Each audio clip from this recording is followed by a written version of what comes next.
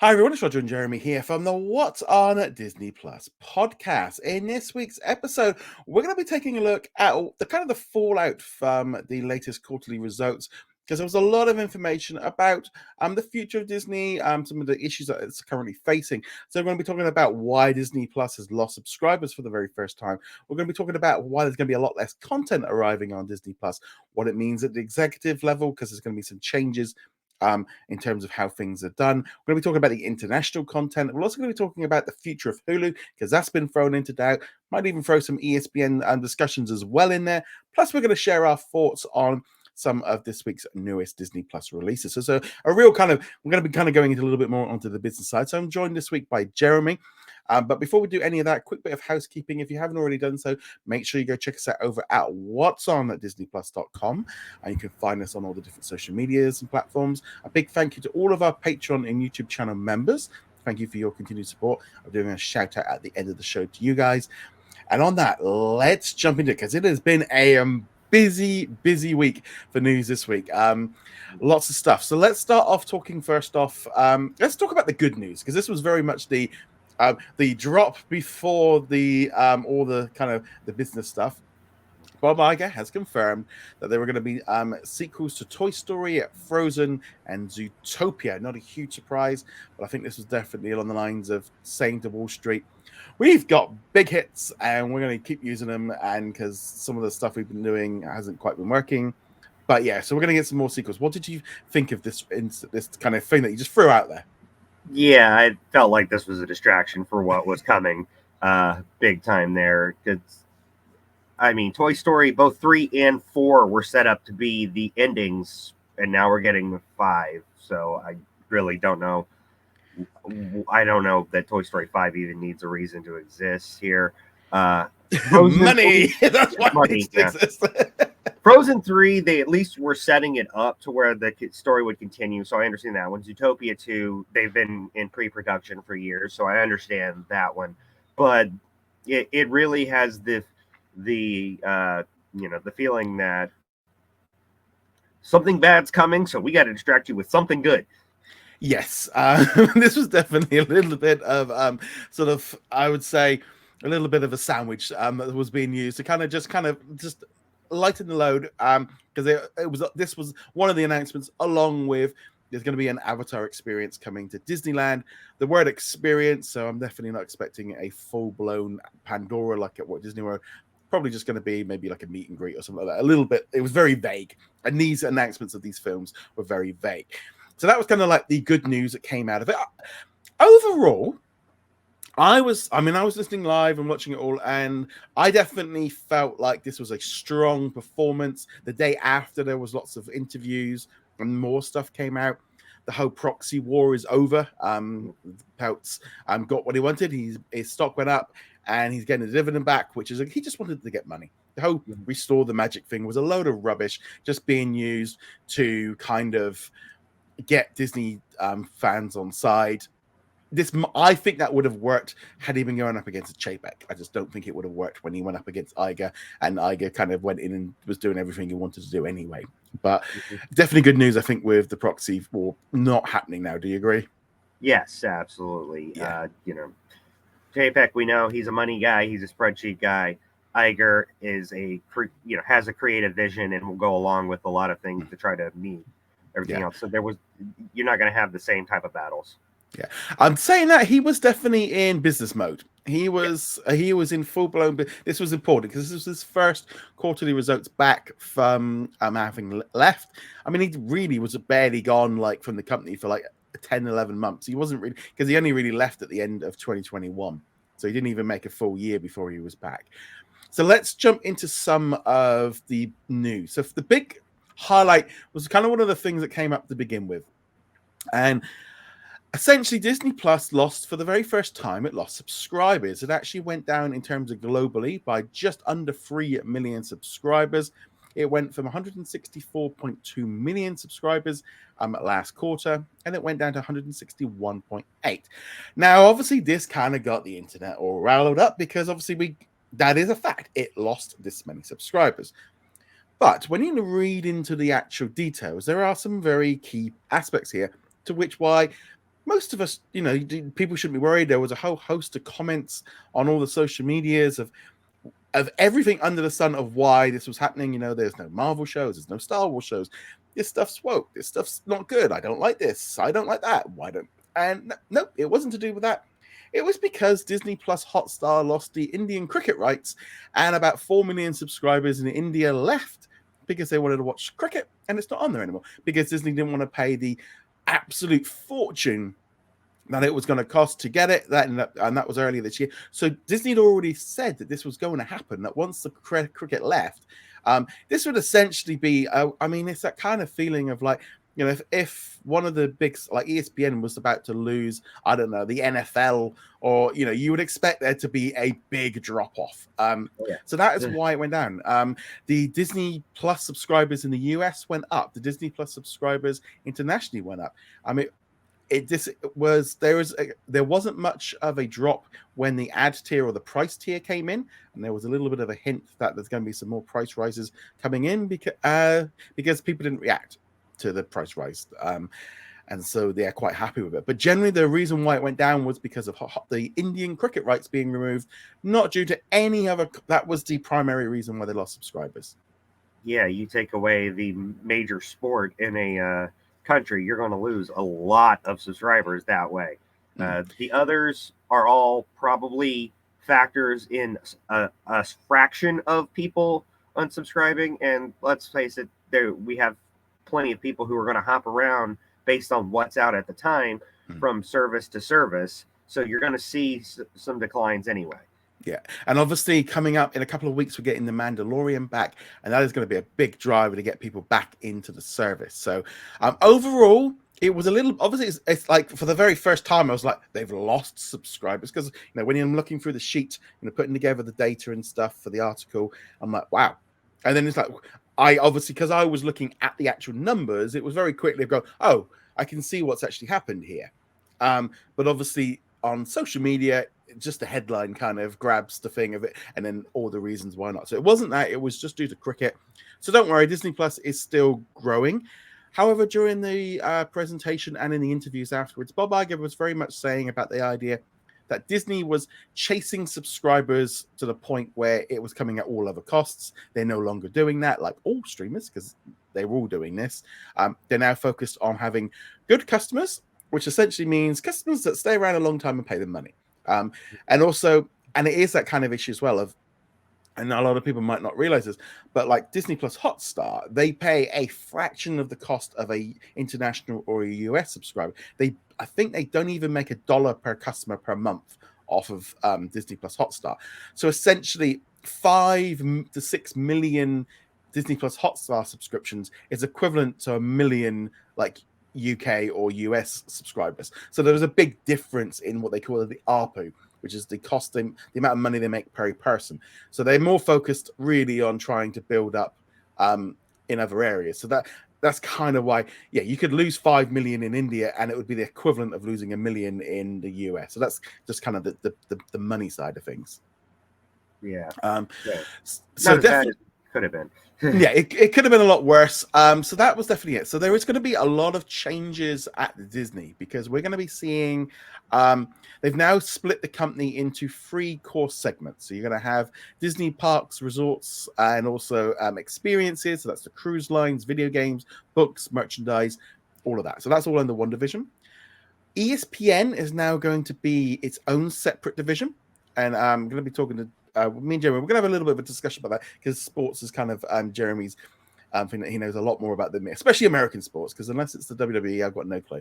I will watch the Super Bowl this weekend now, so that'll be something I at least do watch. But other than that, the other big one was Disney Entertainment. So they're going to be putting all of the movies and the televisions together under one division. Going to be run by Dana Walden, and also I can never remember the person's name. Here we go. I'm just Alan Bergman. He's going to be running the film side, and so they're now going to have full control over the films and the series. Each studio is going to have control now of where it goes. Does it go to cinema? Does it go to linear? Does it go to streaming? It's doing all of them, but they are now going to have the control over what happens to them, when they come out, And they also get to say the success. Now, what was happened on the Chapek, he stripped all that out and he kind of made, right, you go and make it. And this company over here, this division is going to sell it.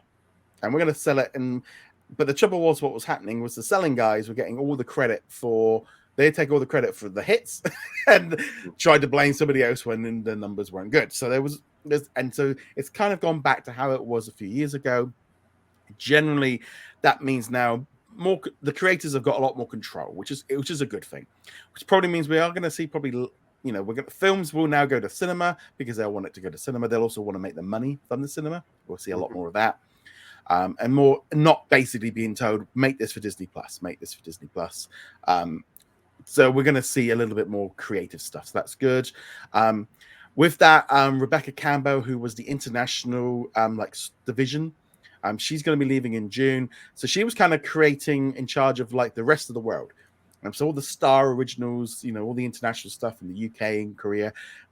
We're going to see less of this. We're going to definitely see less of this, but I want to get into the less a little bit later on. But what do you think of this reorganization? Does it make a lot of sense to you? Yeah, it does. To try to keep the divisions separate. Anything I get from a cost-cutting measure what JPEG was trying to do, but as you said, when things succeed, the last division to touch is going to try and take credit for it, even if they had the least amount for it. And when things fail, they're going to try and shift blame elsewhere. So if you keep it all in one thing, they get full credit for the success and full blames for the failure. So it makes sense from a morale standpoint. It might cost a little bit more money, but it probably will lead to better creativity along the way that will actually make more money long term. And also as well, I think we're going to see also like that entertainment division. They're going to be able to take the budgets and all the money from the home video, the box office sales, the digital sales. All of that comes under them. So therefore, that they are in control of their own. So it's just more. They have accountability. So we're going to that's a key aspect to it. I think it's a good idea that they're doing. I think I understood what Chapek was trying to do with the Disney Media division. It made some sense, but I think the trouble was trying to, once you then had executives making decisions and bean counters making decisions on content and where things were going. The whole thing like we saw with the animation films going to Disney Plus. And maybe a push to make too much stuff for Marvel for Disney Plus was coming, I think, from the bean counters rather than from the executives that wanted author from the creatives. So we should start seeing the content they want to create, which is better for us as a consumer. So also the key thing there was ESPN. So they're going to be spinning that off into its own little thing. So ESPN Plus is moving under them. I think there's going to be a few people shared between the two in terms of the technology kind of thing. But ESPN is now its own separate thing. Iger was asked about the idea of them selling it off. Is this why it's been splintered off so it's easy to sell? That's not the case. They're very much into sports. They're going to be going all in on sports. They want to have essentially, I feel like ESPN Plus at some point is going to be the main core ESPN, that's some standalone system. They're still very iffy on it all. But they're very much into sport. They're not cutting sports. They're going to be a bit more careful with what they buy on sports. But what did you think of all the ESPN news? I think that, it's kind of a catch-22 because I'd kind of like to see ESPN lumped in, so it's one service instead of two. But at the same time, I get it. You need to separate them out, have them solely focused on sports and selling sports. And yeah, they do need to be a little bit more careful because I've seen some of the stuff that's on ESPN Plus. And the thing is, because I have access to, linear ESPN, I've never even thought about getting ESPN Plus because very few of the sports they have on there I need. Yeah. So it's great for the diehard fan of the small team from this small league right now. But, if you're wanting to watch football on ESPN, you're going to be watching Monday Night Football on the main thing. So, it's not bad. It's a good idea if you're going to put a major focus on sports, which sports will bring in a lot of money when you do it right. So, it's Iger being a true businessman there. It's kind of interesting because I'm the XFL is going to be on ESPN Player because we haven't got ESPN Plus yet. It's still like ESPN Player. So it's going to be. I thought, well, okay, we've got a brand new season started. I might check it out. I can only watch it on your phone. It's literally like there's no app on any of my devices, my smart TV, my Xbox, my PlayStation, my Apple TV. None of it is like, well, okay, well, that kind of makes it almost like I don't really want to watch it on a phone. So yeah, that was like, oh, that was the end of that. So it was like, I do wonder at some point whether or not we will see and ESPN being put into Disney Plus as an add-on. That might happen the same way they've done with Hulu. But now it's almost becoming a separate company. In some ways, it might be a little bit more clear cut of like, that's ESPN, that's this. And I think that might be a good combination. ESPN is also going to be in charge of the international sports channels. So I'm hoping that that might help sort out maybe the problem in Latin America with Star Plus. That might be a decision that they might make remedy and do a little bit of shifting around down there. But yeah, so ESPN is now its own separate business. But there are some problems with the current reorganization because what's going to be happening is they have announced they're going to be letting go of 7,000 cast members or staff from the company, which is obviously bad. All the big major tech companies are doing it. I think I just read this morning, like Yahoo's done it. Google will do every major company is cutting staff. Disney are going to be doing the same. It's not going to be mainly like primary focused on like. So if you go to Disneyland, the people at the cast members are probably not going to be as effective because they need actual people there. It's going to be a lot of middle management, probably whole host of executives. I suspect we'll see divisions maybe merge. I could see that happening maybe like with the PR department on the entertainment side, because every studio is kind of doing its own little thing. So I think obviously dreadful news for those involved, but they will obviously get packages to leave and support and stuff as they go out, but that's not good. As part of that, Disney are trying to make a saving of $5.5 billion, of which $3 billion is going to be coming from entertainment side. So they're going to be drastically cutting back the amount of content they're going to be creating. A lot of focus on the general entertainment. He kind of referred to it a little bit like undistinguishable, because essentially there's shows on like FX and ABC that could be on any other network and they wouldn't necessarily be Disney. We're going to be seeing a drastic reduction in the amount of general entertainment shows, film, and stuff like that. I think we're going to see a big, as that's where he's looking at trying to cut the costs. And I can understand, because if you think about it from what Disney are doing now, you've got Hulu creating originals, the Star International originals, you've got FX, you've got National Geographic, you've got ABC News, you've got Freeform, you've got ABC, 20th Television, the Oxif Collective, Disney original documentaries. They are all making general entertainment content.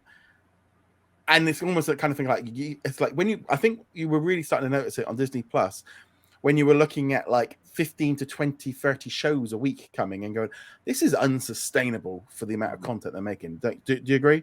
Yeah, oh yeah, definitely. I mean, it's kind of ironic that the main thing he's cutting back on is the thing that Chapek said he wanted to put on to Disney Plus. But the thing is, general entertainment doesn't necessarily mean it has to be, newly created general entertainment, because there's plenty of general entertainment library stuff that they don't even have on the service here.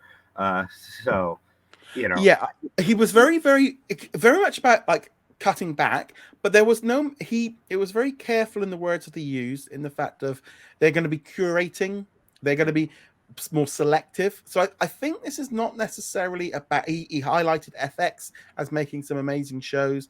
Mm-hmm. I don't think it's like, because some it's like, oh, he's just going back to making, and he focused on like Marvel and Star Wars and stuff. But I think it's like, yeah, we can't be making as many shows as we're making. We don't need as many shows as we're making, And I could see like, here's a show on Hulu and we're going to put it on ABC, and obviously, and I can see that because, sometimes they're just putting out so many shows, and especially like with ABC and FX feeding Hulu, do they need all those Hulu originals? Because that's, I think, a way of looking at it. So I think we are definitely going to be seeing a drastic reduction, especially on Disney Plus internationally. Maybe not this year, but going forward, I think we're going to be seeing a lot less Star originals, and just generally good stuff gets through. I think we'll be seeing less pilots, less new shows. I would mean even be surprised if some of the long-standing shows like maybe Grey's Anatomy finally kind of get given, sent out to the woodshed because they're expensive because they've been running so long. Yeah, I would expect to see a lot of long running shows that have reached the point to where there's the cast is making an exorbitant amount of money to finally come to an end. Yeah, I think there's gonna be some. I don't know if the Fox ones. I think the Resident is kind of at risk, but things like 911. But I would not be at all surprised if Grey's comes to an end. The fact that she's leaving as well, it kind of feels like it's all pointing in that direction. But yeah, it's kind of going to be an odd one. I think we are going to see. We're already seeing it already, where shows are being shared. Literally just yesterday, we had an announcement of the new Star Wars Jedi Young Adventures. It's coming to Disney Plus and Disney Junior on Star Wars Day on May the 4th. Instantly then, Secrets of Sofa Springs and Saturdays coming to Disney Channel and Disney Plus. I think we're going to see much more of this moving forward and we've been seeing it with National Geographic, they're going to share stuff. It's going everywhere. It's no longer, I think the term Disney Plus original is going to become much less thrown around. Yeah, your Disney Plus original is probably going to be your tentpole shows, the ones tied to bigger properties that, like your Marvel, your Star Wars, maybe your National Treasure. But National Treasure could have been great on ABC. I think it would have actually, and I would have probably, I wouldn't have made the show any better, but it would have at least kind of pulled in the more audiences. Like, did it? Santa Claus could have been a big show on ABC as well. If they had that one out there, because Bob Iger even said in the thing that, like, for example, like Abbott Elementary, the average age of a viewer on ABC is 60. The average age on Hulu is 30. So there's this almost, and I've been saying this for a while, there is two different audiences here. Yeah. And they both make money for Disney, and Disney have said they need to lean more in on linear to make the money while it's still there to build up streaming. Like I said, streaming is the number one priority. They have to get it right. They have to make Disney Plus profitable by the end of next year. And that means reduction in costs, and also we're going to see more price rises because he mentioned that they need to price it up. And he literally, there was an interview on CNBC where he literally said he launched Disney Plus so low to literally undercut every other streamer and to get the market shared for subscribers. That's what they did. They knew that was the plan, was to get you hooked. The idea of giving it to you for $5-$6.99 a month was never the long-term strategy. It was always to get up into this bigger number. Yeah, that made sense at the time, but we're 3.5 years in now. It's got to go up.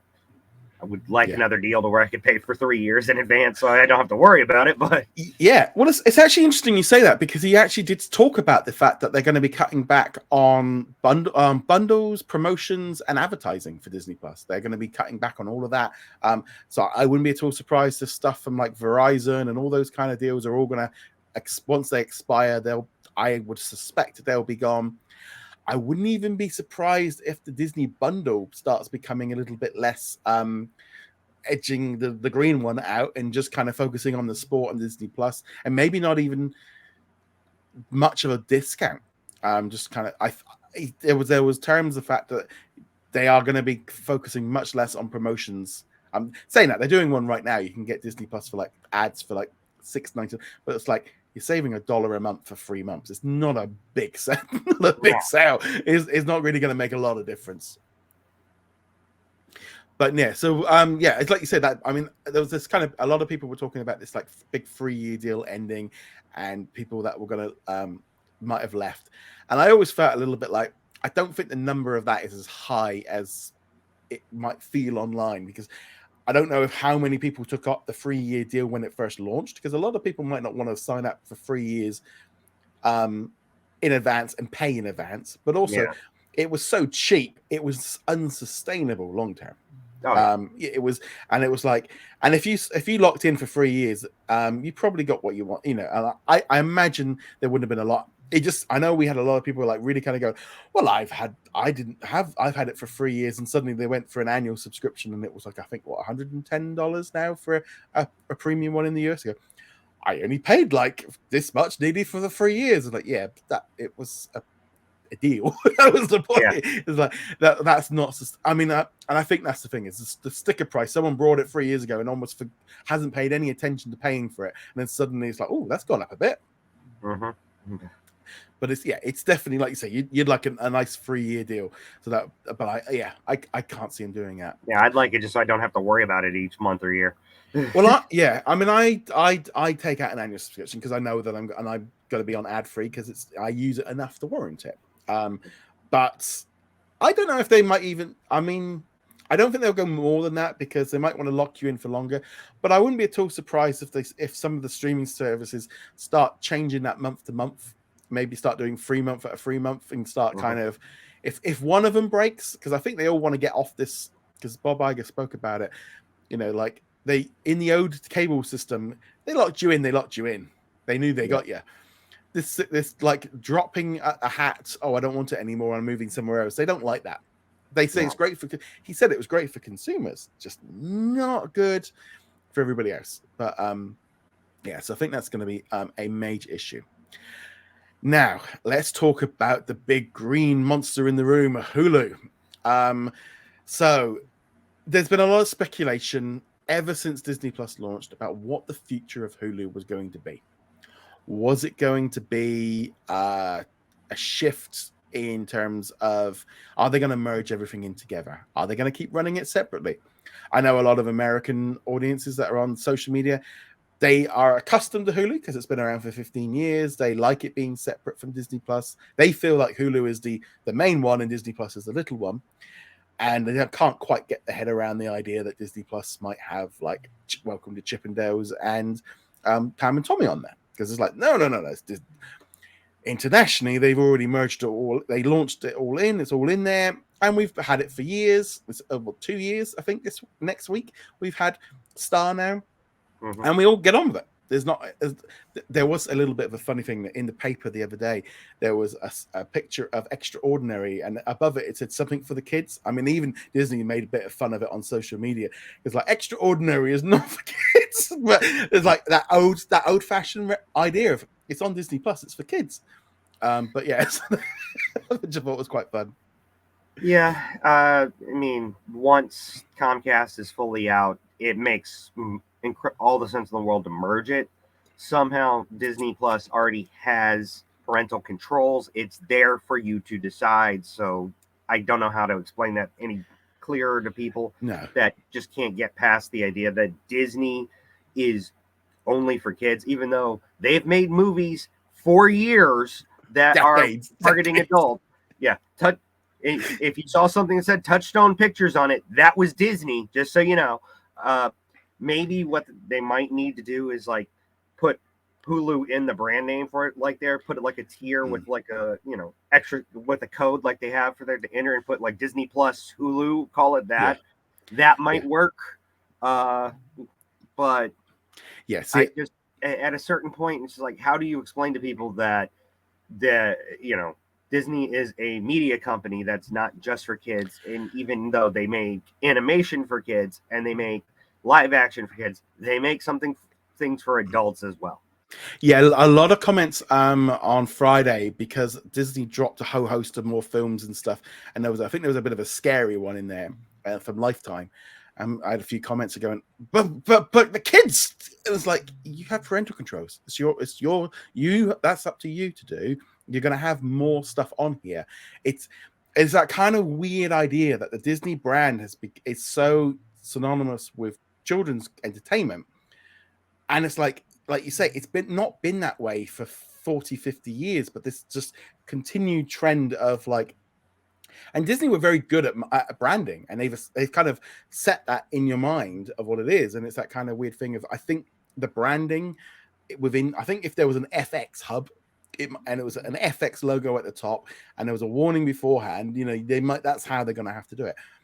But very interesting, in the quarterly results, during the call, there was barely a mention of Hulu. There was like a couple of passing mentions here and there. No real idea, because there was a lot of things like, are they what they're going to do? in an interview the next day with somebody that works for Comcast, and they even referenced the fact that Bob Iger said there was something like everything is on the table with Hulu with regards to selling it or buying it, and it's almost along the lines of, wow, he's just put out there, on main TV that basically they aren't really either A, too sure what they want from it, or B, trying to drive down the price to get it from Comcast that they don't want to go, well, we don't really, there's not much value in it because we don't even want it. Or are they going to sell it to Fox? Because that's come up a bit as well. Maybe Fox, they want to do some acquisitions. So maybe they buy their own streaming service because they just re-upped their deal with it. Or are they going to sell it to Comcast? And it's set this whole thing alight of like Disney have come out and basically said, oh yeah, we're thinking we might sell it. We might keep it. We might sell it. We don't know what we're going to do with it. And suddenly now, from my point of view now, it's like, okay, the concept of merging it in with Disney Plus just went from like, no, they are literally going to sell it because they can sell off some money, and they might buy it from Comcast and then flip it, swap it to some. But suddenly, the future of Hulu went from being very iffy to suddenly being like on a real rocky thing. What do you think of all this? I hadn't even considered the Fox thing there. That makes the most sense if you're going to sell it, because Comcast, one, already has Peacock, and two, they're pulling all of their stuff off of there. So at this point, says if Disney doesn't just shut it down, if they sell it, they need to find a buyer, and Fox makes a lot of sense. Maybe a conglomerate. I know Sony just re-upped their deal with Stars because it was like, but trying to figure out who else is a small thing that could work with Fox to make Hulu, because Fox did just sell off all their assets a few years ago to Disney, so at a certain point. So I don't know if Fox can do it on their own. No, but it's very interesting as well because Comcast have been very much bloating about the fact of kind of going, that Disney are going to send us a big check, and now Disney going, well, we might not even own it then. Just like, it's very interesting because you bring up the fact of merging it in with Disney Plus. So they're going to have to maybe spend $9 to $15 billion to buy off the third stake from Comcast, and then basically shut it. That doesn't make a lot of sense from a financial point of view. Would you, it's basically like, well, I own 2/3 of my next door neighbor's house, but I'm going to buy it, and then I'm just going to bulldoze it. It's like, I get a couple of drive, I get a fee to get some extra parking spots. Just like, if you bulldoze it, you want something that will make money from it. So, that's the thing. Yeah. They're either just going to wait it out so that they don't have to pay Comcast anything, which, or they're going to sell it. Ultimately, Comcast has got, they did agree in the deal that it's worth a minimum of $27 billion, and Comcast own a third of it, because quite often it gets thrown around like Disney's got to pay them $27 billion. It's like, no, they own it's a third of it, but obviously it has to go out for an independent review to be viewed. Apparently, there's been reports that like Goldman's had been brought in to deal with the sale, or with the something is going on with Hulu right now, and with Disney, and with Iger saying this general entertainment stuff, we're making too much of it, and we need to be a bit more selective. For me, it's like, okay, they are really, because there's a lot of problems with daytime TV on like ABC and stuff are not pulling in the ratings and stuff. And I'm like looking at it going, he's not getting out of general entertainment. He's definitely not doing that. But we are definitely in the stage now where Hulu is, I would say it's gone from being on, it's so now like anything could happen with this thing. It's definitely, gonna be interesting to see how many people, like in general, like with like you and your family and your friends and stuff, do a lot of people like subscribe to Hulu? Do they talk about it, or is it just this thing they've had for so long that they just expect it to be there? I think it's kind of a thing they've had for so long, because I know a lot of people who use it, sharing passwords like Netflix, and it's got a lot of great entertainment from lot of adult oriented entertainment. Um, but at the same time, as we talked about, their originals outside of Only Murders in the Building, there are Hulu originals don't get the play that Disney Plus or Netflix or even Peacock originals do over here. When it has just never seemed to catch on in the same way as others do. Yeah, I mean they've had some great originals, but again, like you said, they've not been able to get the big numbers in. And they, I think Disney would be better of putting better ones, more like things like Dropout and Dope Sick. They could really get behind some big shows, but things like Pam and Tommy and Welcome to Chippendales, if they were just directly under the Disney Plus banner, they never would have moved forward. Definitely. And I always find it funny where people would, especially American comments and stuff and videos and YouTubers and podcasts, the thing of like everything is quite separate still. Like this is Hulu, this is Disney Plus, and it is that weird thing of like, and the misunderstanding of what Star is, of it's like it's just like a hub at the top there. There's no difference in how it looks, and it's like they've already proven in the rest of the world that it works. And this is always the key thing to me with this whole thing of like, it's a very different factor. When we were looking at Disney Plus 3 years ago or 2 years ago, even before Star launched, yeah, I would have, the idea of Hulu launching internationally made some sense. They scrapped all that plans, have one system, and you kind of look at it now going, yeah, there's a reason why they've done that. They are going to be reevaluating how they do stuff and stuff. But I think in general, the future of Hulu is all over the place. I would not be at all surprised that we're going to start hearing reports of people looking into it, getting prices. Yeah, anything could happen in this year now with Hulu. It's definitely all over the place. Mm-hmm. It's going to be interesting. Right. So I think that is all of the investment stuff from this week. So let's, before we go any further, I just want to do a quick shout out to our Patreon and YouTube channel members. So a big hello to Dana, Jonathan, DJ Frosttop, Ben, Tim, Chuck, David, Manmard, Raphael, Adam, Ricky. My VCR still works. We've got Bina, Joshua, Martin, and Sarah. Also a big hello and thank you to Andrew, Jacob, Caleb, Red Mars Man, Aerogy, Cody, Daniel, Darren, Juice, Lauren, Paul, Steph, and Babak. So thank you so much for your continued support. And you can become a member from as little as $2 a month. That helps support the channel, helps support the website, and also everything else. So thank you so much. Right. Let's now talk about some of this week's news content. So let's talk about the big one. The big show that ended this week, the big epic finale. National Treasure, Edge of History. What did you think of this amazing show to finish off with? Thank God it's done. I mean, I wrote in my review, technically speaking, there's nothing wrong with it. They did everything fine, but that's just it. It was all fine. Nothing stood out. They took the safe route everywhere, right up to where in the last episode, Agent Ross gets stabbed. And even though she's lying there dying, and spoiler alert, she's able to, she survives. But they had a great moment where she has that last gasp and she fires off the 2 shots to protect Oren and Tasha before Billy's henchmen kill them. And it's just like, that should have been her going out in a hero moment. Instead, we just got a little side quest of, we got to save her life. I'm like, there's no way, given where they were and what happened, that she and how they would have had transport her, that she would have survived.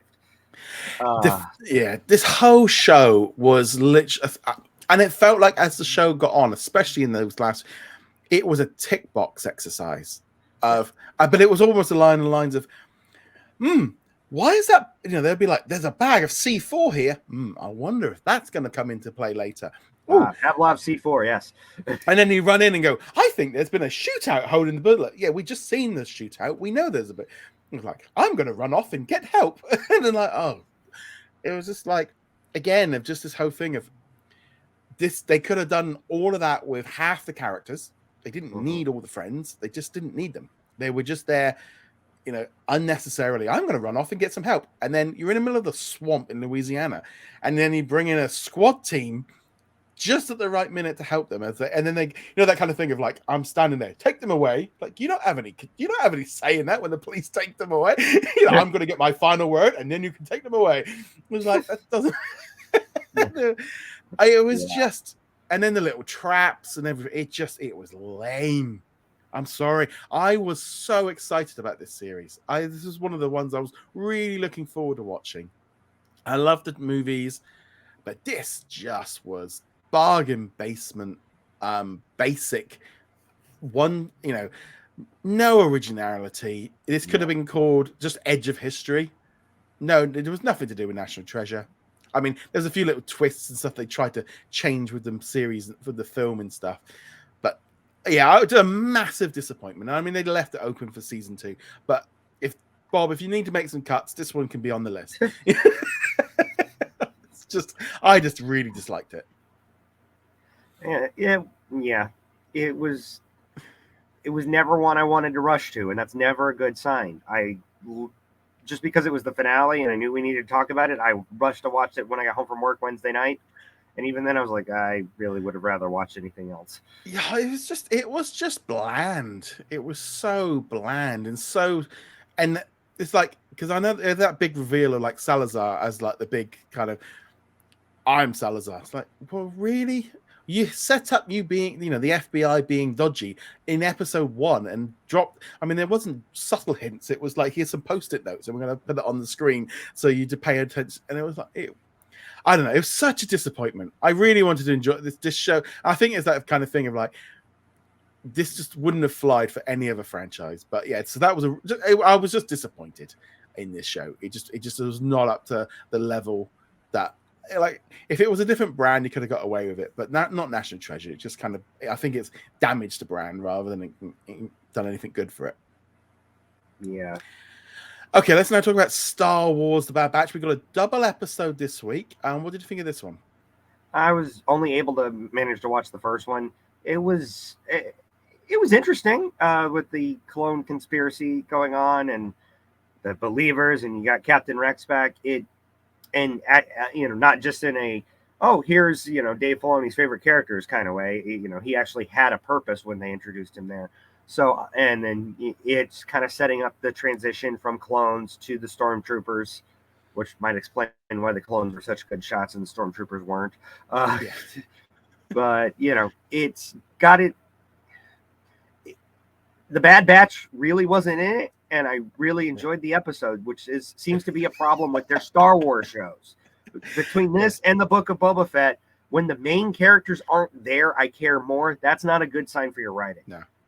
No, I enjoyed this one again. It's just more of just filling in the lore. It's so weird of just like how a decision into this whole thing of these Clone Wars, of like one word in that first film, just kind of set off this whole like spiral of trying to explain what that meant and how that came to it, and trying to, as you said, trying to get from clones to real people, and just the idea of them all getting retired off. I kind of like this whole aspect of being a bit gritty, a bit more in the real element of like with it, but it does kind of feel a little bit like the Empire just would have, but they can't really wipe everybody out because they've not fully got control yet of everything. It's a real solid series. But the trouble is, as my dad came over the other day, and I was just finished up the episode, and he went, "Oh, is that new Star Wars?" It's like, yeah. And I'm like, he goes, "Oh, it's animated." I'm not watching it. That was it. I was like, okay, because I again, the Bad Batch, I like. In some ways they did all right because they kind of got rid of Echo. So they maybe trim the group down a little bit. But yeah, it's okay. It's not my favorite show. It's not a show I rush to see on a Wednesday. I mean, I think it's just not had that same impact on me this time around. It's a little bit hit and miss. Yeah. Yes. It doesn't have the Clone Wars Rebels hook. Yeah, it's kind of weird. I don't really get what it's trying to do and stuff. It's definitely a little bit interesting of how it's all kicked in. But so what else have you been watching on Disney Plus this past week? I recently started watching the Deadly Tales of Europe that came in from the History Channel on there. Oh yeah. That's I wasn't exactly expecting to like this, but I was like, oh, okay, because it kind of looks into big moments in the history of Europe and what might be because of, and the first one focuses on the possible murders of, like, you have Genghis Khan, was it a couple of princes in the UK with Richard III, and then some Pope's kid, which I didn't realize the Popes ever had a kid, but uh, maybe that was before they had to take a vow of celibacy. Um, but it was really entertaining in that front. So I'm like, okay. I mean, it's a few years old, and look, it's just like 6 episodes. But I'm like, okay, I would like to see more shows like this on the service. Yeah, it's kind of. I'll be honest. There's a show, they added Alaska Daily this week, so my plan is to watch that over the weekend with my wife. They also added a new like reality like dating show, Back in the Groove. So I'm gonna. My wife's been at work the last few days, so we've not been able to watch it. So I'm gonna try and I'm gonna get her to watch it with me, because I feel like that's one, like, if she likes it, we'll give that one a go. Also watched Assembled, the making of Wakanda Forever, which was a very powerful documentary. A lot of I think a lot of it look into basically dealing with the issues, obviously, with Chadwick Boseman's death, which obviously it had just this overshadowing thing, as you'd expect, on the whole film and on the whole documentary. Just really good episode. I really enjoyed these Assembled. They're always so much more meat on the bone than you'd get on like an extras section. Yeah, I really enjoyed the Assembled. I'm looking forward to watching that this weekend as well. Yeah. So that there was the main one. There would have been the new Doug Days one, but that one got delayed. So that one was we don't know when that Oh, one's I've going to also been arrive. watching Up. That just reminded me of that. Yeah, it's just there's just been a lot of stuff on there. So, but we'd love to know what you've been watching on Disney Plus. We'd love to hear your thoughts in the comments below. Remember to go check us out over at what's on at disneyplus.com. Like, follow, and subscribe, and we shall see you guys in another video. Laters.